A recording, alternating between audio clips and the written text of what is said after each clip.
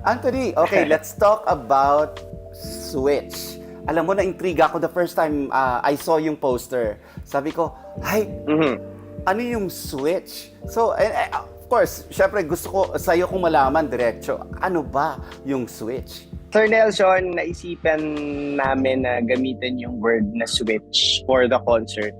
Kasi kung sa mga makikinig sa atin, kung nakasubaybay sila sa naging takbo ng career ko nitong nagdaang 2023, I made the biggest switch in my career, which is the musical theater.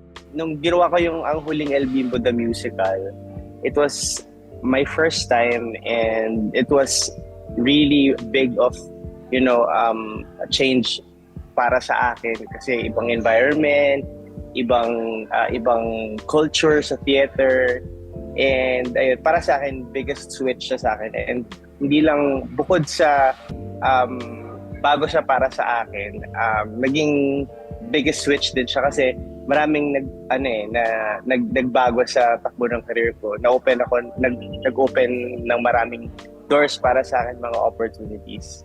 So ayun, parang culmination siya ng what happened from the first time that the Kapuso saw me as a performer on TV, tapos ito naman yung pagtawid ko papuntang teatro. So yun yung gusto kong ma-experience ng mga manonood sa concert ko. Nakilala kita, di ba? Parang nung nagsisimula ka pa lang as a balladeer. Tapos bigla kang pumunta sa theater.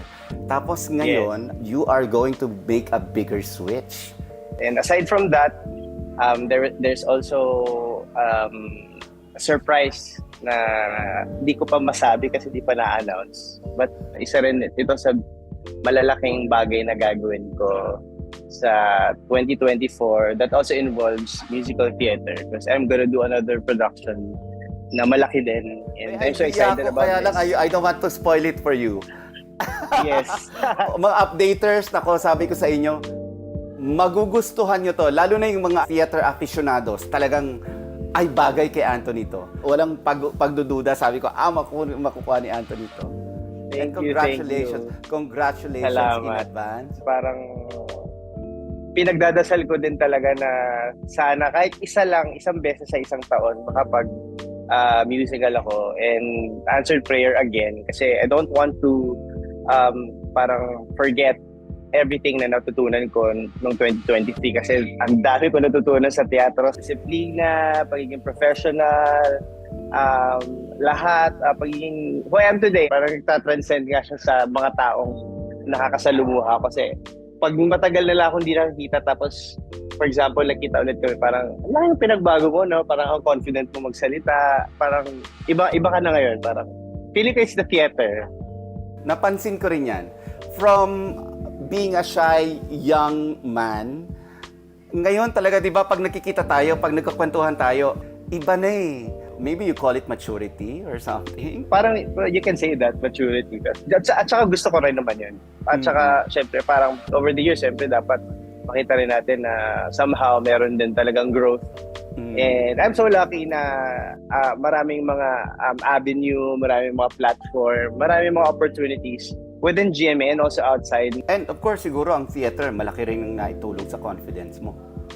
Yes. Oo. Alam mo ba, on live Sir stage every day, no? For yes, the whole year. I did what? 58 out of 60 shows ng Ang Huling El Bimbo the Musical last year. That's a lot. Hindi ka ba napagod? Kasi 58 pa rin yun. Yes. Napagod ako. Dumating nga sa point na nagkasakit ako kasi siguro dahil yun nga, pagod ako, tapos I have so much on my plate and parang nagpatong-patong na, and parang kailangan 100% pa rin na kahit may masama yung pakiramdam mo, kahit meron kang iniinda that day, laban ka pa rin. Pero kung babalikan ko yung mga pinagdaanan ko na yun, okay lang sa akin na gawin ko siya ulit kasi ang laking tulong eh. Kung hindi ako napagod, kung hindi ako umiyak, kumbaga sabihin nila na umiyak ng dugo. Hindi ko masasabi na fulfilled ako sa experience ko as a theater actor.